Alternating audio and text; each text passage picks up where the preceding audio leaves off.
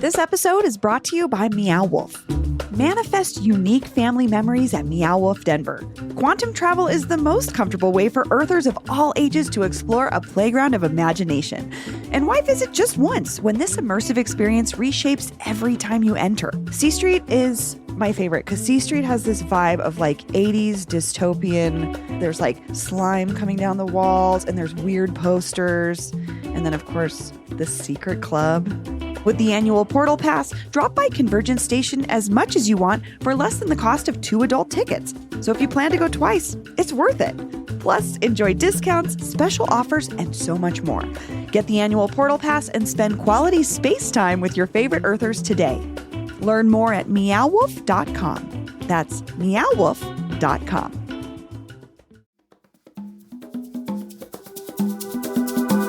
Today on CityCast Denver. Are the Montforts planning to demolish one of Denver's most historic jazz clubs? Producer Paul Caroli and I are talking about the future of El Chapultepec, plus Landlord Watch Algorithm Edition, and your comments on the Broadway bike lane. Today is Wednesday, March 13th. I'm Bree Davies, and here's what Denver's talking about.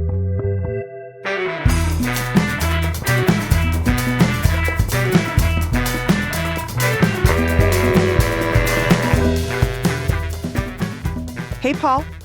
Hey, good morning, Bree. Good morning. I don't know. I like to think that this is breaking news to someone like me, but we were going to talk about something else, and then this story appeared this morning. Yeah, Business Den reports on El Chapultepec, the new fate of the building that's been closed for 2 years since being a historic jazz bar for decades and decades in downtown Denver. Well, they really cut to the chase. In the headline, Thomas Gonley says, Montfort's third project on market calls for demo of El Chapultepec building. So this is the owners of the Rockies. We knew they had bought this building a couple years ago.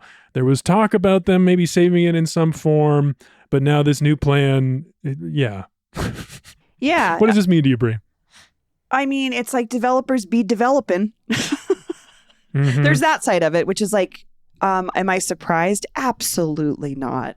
You bought a decrepit old bar in the middle of probably some of the most high-priced real estate in the city, and you're going to preserve it as a decrepit old bar? I never bought that. But then there was the 87 Foundation's involvement, and we talked to Stephen Brackett about utilizing the space to be this transitory, in the middle before as the Montforts, quote, figured out what they were going to do with it. Stefan they've been hosting shows there. They've been trying to sort of make it a nightlife space, I think, to experiment with this idea of changing Denver's nightlife to be more inclusive to more people, which is admirable in its own right. However, I don't think that actually has anything to do with the real estate part of this conversation.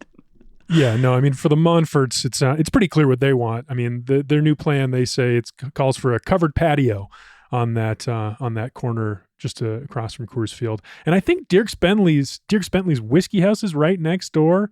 I mean, this is Party Central in Lodo. Yeah, absolutely. I mean, they're looking at what's actually happening View House is across the street from there.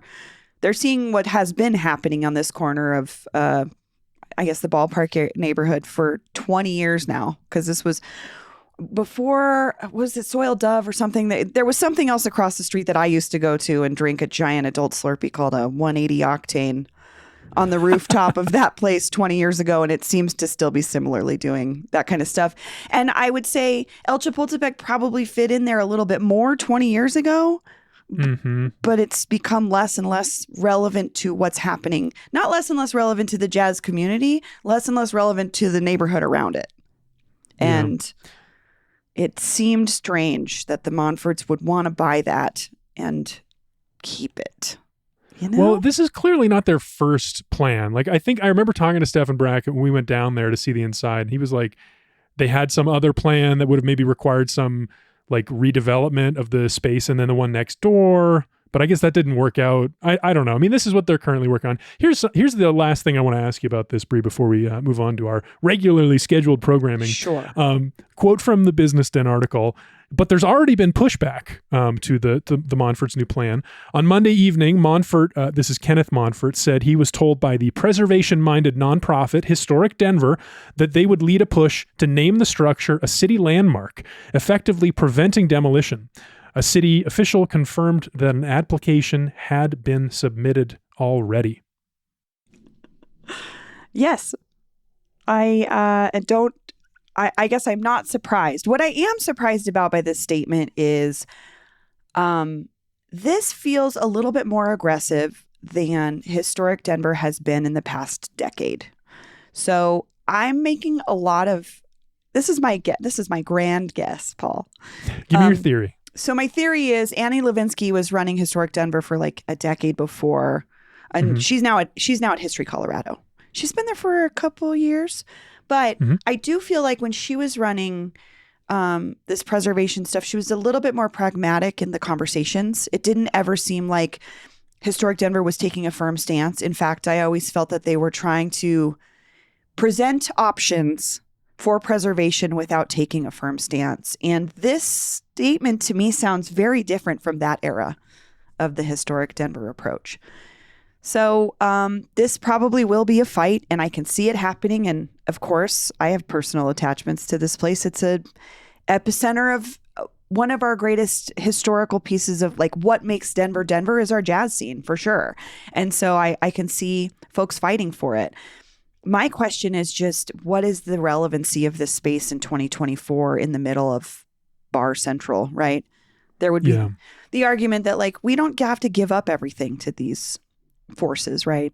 We were here first, that kind of thing. I see that side. I also see like, I don't know, man, I kind of saw through the Montforts. Like from the beginning, I just didn't buy it, that they were not going to develop into something that looks similar to everything around it. A sports bar. Yeah. They saw opportunity here. And like preservation is a big ask. Like, because someone's got to pay to keep it in good condition and make it the landmark that you want it to be. Yeah. And I can't imagine they looked at that building and didn't think it's going to need a ton of work. They had to know that. There was a family running it for decades. You know, it was a dive bar. Dive bars aren't known for being like this beautifully structurally sound places. But it'll be interesting to see how this plays out. I would just say my heart is in one place. The realistic nature of this situation is in another place. So. And a lot of people out there love the Peck. So we'll definitely be talking more about that one.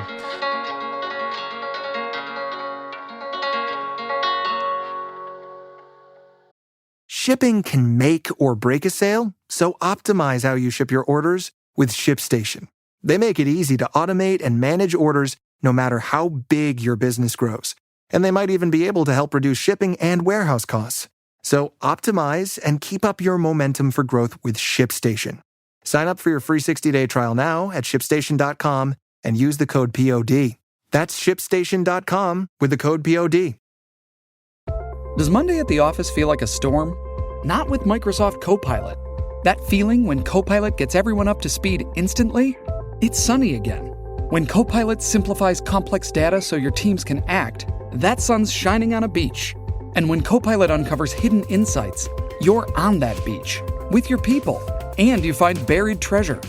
That's Microsoft Copilot. Learn more at Microsoft.com/AI for all. Let's get to our news of the day. We're back with another edition of Landlord Watch, our semi-regular look at the folks fighting the good fight to provide housing in this housing crisis, or the absolute scum of the earth, depending on your perspective on landlords. So our first story here is about this new bill, which there hasn't been a ton of reporting about yet, but it's at the state lawmakers are working on it, and it has to do with algorithmic rent setting. Bree, can you explain this bill? Yeah. So the way the software works is, like I said, there hasn't been a lot of reporting on it here, but these algorithms have been looked into in other states. And so ProPublica says, quote, to arrive at a recommended rent, the software deploys an algorithm, a set of mathematical rules, to analyze a trove of data that has been gathered from clients, including private information on what nearby competitors charge. So landlords can buy access to this algorithm and see what everyone around them is charging. And I think what legislators' point is this is eliminating the competition aspect and making it more difficult for renters to negotiate. Right. And that's sort of what ProPublica points out is they say, quote, for tenants, the system upends the practice of negotiating with apartment building staff. This software discourages bargaining with renters and has even recommended that landlords in some cases accept lower occupancy rates in order to raise rents and make more money. So the issue seems to be competition to me, that it's about not allowing renters to have options to go find a better price somewhere else because these other buildings are likely or perhaps using the same algorithm service, this yield star program. That's fascinating. That kind of explains this quote from the bill, this that they're banning that says that landlords may or may not employ or rely upon an algorithmic device that uses, incorporates, or was trained with non-public competitor data. Yeah, and I think that's part of the ProPublica investigation is that these companies, these large landlord real estate companies were all willingly sharing their data with each other, but that wasn't necessarily data that was made available to the public. Yeah, the sharing data thing, that's one piece of that. That seems certainly anti-competitive, but I don't know if this is like, I don't know if what they're doing is like banning the algorithm itself. It sounds like under this bill that these companies could still use a hypothetical algorithmic device as long as it relies on or is trained by public competitor data, presumably scraped off of the internet, off Zillow or something. I think this is something we could ask the legislators because we're literally relying on one paragraph of a bill summary here that I don't think is super clear. I know Representative Javier Mabry has been involved with this bill. Senator Julie Gonzalez has been involved. So I would be curious to see because it's still in process. That's the other thing is we don't know what the end of the bill is going to look like. But I will say there was this other quote that really struck me about how, well, ProPublica says one of the algorithm's developers told ProPublica that leasing agents had, quote, too much empathy compared to computer-generated pricing, which just made me feel like that seems so dirty. Yeah. I mean, too much empathy relative to what? Right. Like, what's the empathy scale here? Like, are we humans first or are we profit makers first? That's such an interesting quote. Well, and I also just want to point out one more thing is a company that we have talked about on this show before, Greystar, which is actually the largest property management firm in the country. I did not know that is one of the companies that employs this software. And they have found that it helps them in markets even where things are not competitive. They've been able to continue to raise their rents. Greystar was known because that tenant brought a lawsuit against them for junk fees. Right, So. the class action suit back in January. Yeah, I have also been preparing to talk about Greystar because they are behind the Landlord Watch story that I was planning to discuss today. So maybe we just segue right into that. Yes. How funny that it's the same landlord. So I'm actually waiting for a call back from Greystar. Maybe I'll ask them what they think about this algorithm bill at the State House. But yeah, I mean, the specific building that I wanted to talk about was 2300 Welton Street. Do you know this? The Welton Park Apartments. Let me look at it.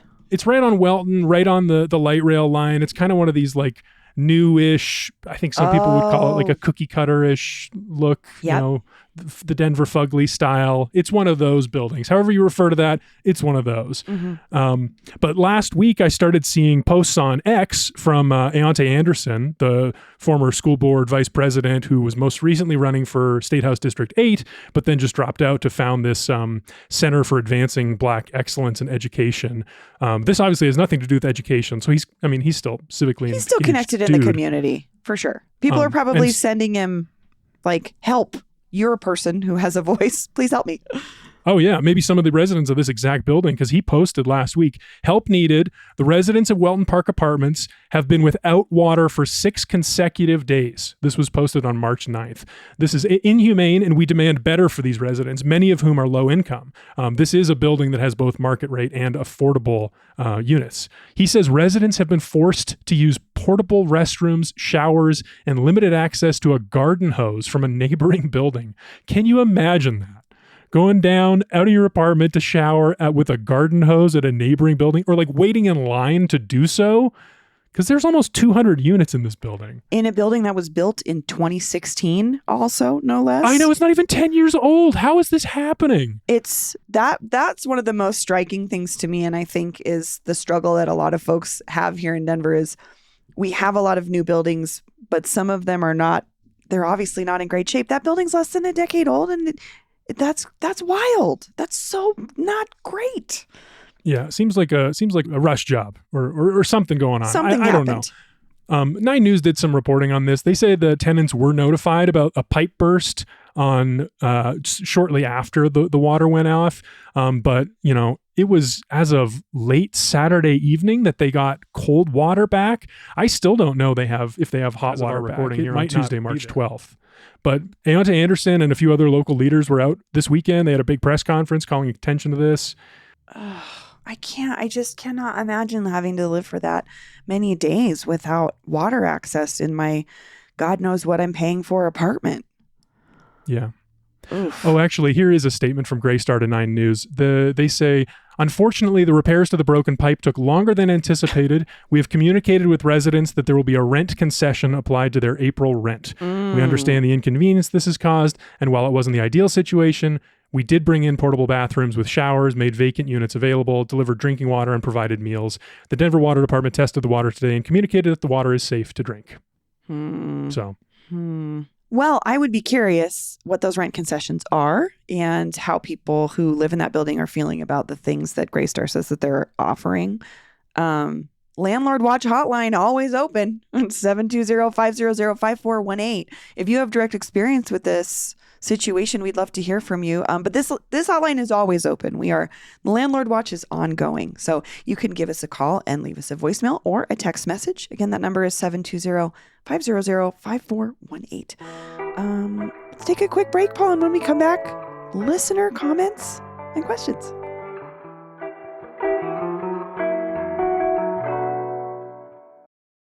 It's only a kick,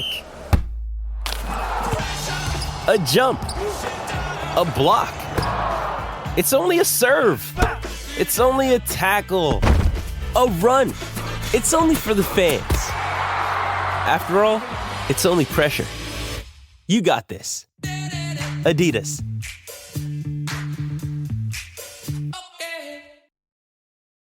This episode is brought to you by JLL. Get an insider view into the world of commercial real estate with JLL's podcast, Trends and Insights, the Future of Commercial Real Estate. Whether you're curious about making cities more sustainable, the evolution of office space, or AI opportunities, this podcast will help keep you a step ahead. Tune in for candid conversations with business leaders about the biggest trends impacting how we live, work, and play. Subscribe to Trends and Insights now at jll.com/podcast.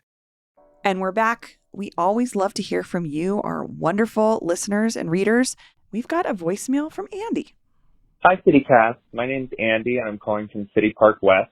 I'm kind of late to the bicycle, conversation, but I just really want to emphasize, I think Paul's right that the Broadway bike lane, as is right now, it's not complete. It's not fair to call it complete, but it is a step forward. To me, I think it's always going to be wrong to say, well, when they do this bike lane, then the network is better. That's what it's about. It's about making a better network. Myself, I'll say that this actually helped me in a specific way. Like, I like to order from Time Monkey Club whenever we do like a work meeting. Sometimes at work we do kind of after regular hours meetings, and I have to bike from the Golden Triangle down to Time Monkey Club on South Broadway to pick it up. And the previous sort of bike route that I had to do was just crazy. I had to go down to, through Loma Lincoln Park and down Galapago and then back over to Broadway. The side streets were just not a good option. I also think I might have been one of the only people that ever benefited from the old Broadway bike lane. I used to work at the Starbucks at Virginia on Broadway. And I would open in the mornings, and then I would bike up the street to go to the Illegal Pete's and get a breakfast burrito at Illegal Pete's, just north of Alameda. And I would do that all the time, and no one else ever rode in the bike lane while I was biking, at that time in the morning. This was back in 2019, because it just wasn't very useful. It didn't go very far. So I think this is a much more useful bike lane now, but it will be much more useful when they extend it further down to Englewood or up to downtown, or just keep going. Thanks very much for the conversation, and bye. Thanks, Andy. Oh my gosh. I resonated with so much of that. But Paul, he was kind of speaking to you about this conversation about the network. What did you think? Yeah, I think he's exactly right. I think we agree totally. I mean, the Broadway bike lane, it's not complete. It doesn't go as far as those of us who use it would like it to go. And the connections between these big, beautiful bike lanes that were built mostly under the Hancock administration, our former mayor, that's kind of always been the problem, is like we have some really beautiful ones, but they don't connect to each other very well to provide a lot of options. But just specifically, like I totally agree. Going through La Alma Lincoln Park and that Santa Fe area, that is really gnarly. I can see how the Broadway bike lane would provide a better option, especially if it was extended all the way to downtown. But yeah, Calumet, Santa Fe Drive, those are like, that whole area is not fun to bike around. And he made me think a little differently too, when I think one of the criticisms was like, why on Broadway? Why not 1 block over or 2 blocks over on Grant or something? And he made me think differently in that, like, this is a thoroughfare for cars because it's the easiest way to get somewhere. So maybe this is the best option for bicycles too, just because the way the city's laid out, that's going to be the fastest way. And it's just more safer now because there's a bike lane. So I kind of am thinking about it a little differently now, though I would agree with him. I actually go to that Starbucks on Virginia and Broadway fairly often, and I sit at that light forever. It's waiting for the turn lane and then the bike thing to go, and I've nary seen a bicycle ever in it at any time of the day. But that doesn't mean they don't exist, and I think he makes a good point. Just as we've had this conversation over and over again, as the network expands, more people will use it. So yeah, great perspective. Yeah. All right, shall we move on to a text message? This one's from Milo. Hey, CityCast crew. After Friday's episode regarding the Sobo bike lane, sounds like a lot of these are about bike lanes, which I love, about the Sobo bike lane, I wanted to provide some insight as a neighbor in Baker. Hey, fantastic. Thanks for writing in, Milo. Yeah. As much as I can understand the frustration of many non-cyclists towards seemingly lack of improvement along Broadway, I can attest as a daily user, this has been a major safety upgrade for my commute. Fantastic. Prior to the bike lane's construction, that side of the street had no barricades, and often the far left lane would be interpreted as, quote, extra parking. Yeah. Resulting in cars parking on top of the proper lanes of traffic and more commonly causing bike lane users to swerve into active traffic to avoid double parked door dashers. Boy, biking on Broadway before the bike lane, Milo is right. That was you take your life into your hands. Although sometimes that's fun, though, as a biker. Like, I think some bikers don't actually acknowledge this, but there is a part of it. There's like, you tap into your rebellious spirit. You start like swerving between cars that are stuck in bumper to bumper traffic, but you're like, oh, I'm getting ahead. I'm getting there faster. I'm doing this my way. It's definitely a hubris off between cars and cyclists sometimes. And I'm not talking about the dangerous aspect. I'm talking about that thing you're talking about in that moment. Like, I'm going to get there faster. Yeah. Milo goes on. Although the ongoing construction seemed to amplify people's free-for-all approach to finding a parking spot, since this final upgrade, I think it really promotes the usage of the bike lane, as I have seen a significant increase in folks utilizing the more protected lane. The only downside I can observe is that I agree it kind of stops randomly after the Blue Bonnet. Not that a lot of foot traffic makes it down much further than that, but it would make far more sense to establish a full connection down to the I-25 spaghetti monster. Ever in love with your work? Oh, Milo, that's great. I love these first-person accounts, honestly. I think this is one of the most helpful ways to understand the effectiveness of something like a bike lane, is hearing from people that use it every day. Yeah. And just on the point of like, is the Broadway bike lane complete or not? I did look this up. The city has plans to extend it further north to Civic Center. They just don't have the funding in place. I also have to say too, the parking situation was really confusing. And I do think that this added a little bit of order to it. I also don't have a problem as a driver parking outside of I like being the protection between the bike lane and the traffic. That doesn't bother me at all. In fact, I think it's good design. So yeah, I think that's ideal. I do too. Okay, we have one more text about bikes, our ever popular topic, from Brandon M. in Cap Hill. He says, the comment from Friday's show about bikers having extra cash to spend at businesses cracked me up. I chose to sell my car when I moved to Denver and bike busts everywhere. And yeah, it's definitely cheaper. But for me, the trade-off was needing to live closer to where I work in Uptown. So I figured I could pay more in rent without a car payment or high parking space fees. I have never thought, oh, quote, I can splurge on drinks or dinner because I didn't drive here. Y'all are right. A lot of assumptions are made. That said, I'm excited about the new Broadway bike lanes because it will be easier to get around here, go out to dinner, bar hop, whatever, especially in the summer. It was previously very scary to bike around there because even if you're trying to get to a calmer road like Sherman, you might still have to bike on Broadway for a block or two. Thanks, Paul and Bree, for always covering the bike lane drama. Love the show. Thank you, Brandon. Oh, you know it. There's bike lane drama. I want to be in the middle of it. I just love, thanks for sharing your experiences with us. I love these perspectives. So fun. I have one other thing to say about this, because this question of like, does the bike lane support business? Like, do bikers bring more money, more expensible income that they can spend at these businesses along the bike lane? We were undecided on this, I think, when in this show that everyone's responding to. But I did read a story, thanks to Allison Torvik, who flagged this on X. There was a story on Business Insider recently about like looking into the studies basically of do bike lanes help businesses that are adjacent to them or not? Sure. And according to the writer of this, they looked into like 32 research articles. They analyzed some specific situations in different cities, but they say bike lanes tend to help businesses. That's the conclusion from this article that I'll post a link to in the show notes. Yeah, I'd be curious to read that because I am still with Brandon on this. That is a stretch to me. The main point was like, it's about accessibility. Like you want anyone depending on any different type of transportation to be able to come to your business, and that business owners tend to overemphasize how many people come to their businesses in cars. Like statistically, they've showed that with surveys. I could see this being a pedestrian thing too, and less a bike thing, in that I think about sometimes you're in a neighborhood in Denver and it's so pedestrian and accessible that you end up driving from one place to another, and it's only like a 3-minute drive, so it would have been a 10-minute walk, but it's too precarious to walk, so you do end up driving. So I could see that definitely being like, you might keep people in a neighborhood and keep them shopping or utilizing more services along a block if it was just safer for people in general outside of cars. I think it plays into the density argument for the same reasons. Like just more people who feel safer moving around the street means more business. I definitely like thinking about that. That's really interesting. Well, that was fun. I love that people love our bike lane drama updates because we enjoy talking about it as much, I think, as you guys like us covering it, because it's just a part of this conversation in this city as it grows. And so keep the comments coming. We really appreciate it.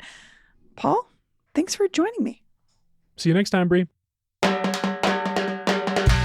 That's all for today here on CityCast Denver. If you enjoyed this show, why not take a minute to tell Kenneth Monfort about us? Rate the show wherever you get your podcasts, and subscribe to our morning newsletter and learn more about us at denver.citycast.fm. We'll be back tomorrow morning with more news from around the city.